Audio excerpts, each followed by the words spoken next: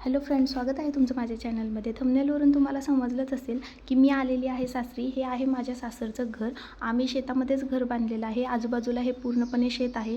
त्याचबरोबर हे घर आहे. घरासमोर ही वाहनं आहेत आमची, ही गाई आहे आणि आमचं एकत्रित कुटुंब आहे. ही खूप मोठी जागा आहे अशी. गावाला यायचं कारण असं आहे की आता आषाढ चालू आहे आणि आषाढामध्ये एक देवीची यात्रा आहे आणि सुवासिनीसुद्धा आहेत. त्यासाठी आम्ही शहरातून गावी आलेलो आहोत.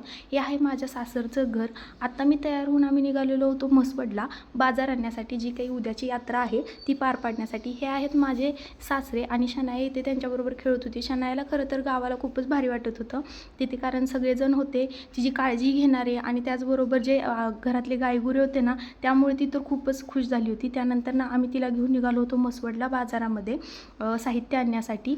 इथून जाताना एवढं छान वाटत होतं कारण नैसर्गिक हवा सगळी भेटत होती. शहरामध्ये एवढी खरंच शुद्ध असलेली अशी हवा भेटत नाही आणि खरंच मनाला खूप छान वाटत होतं.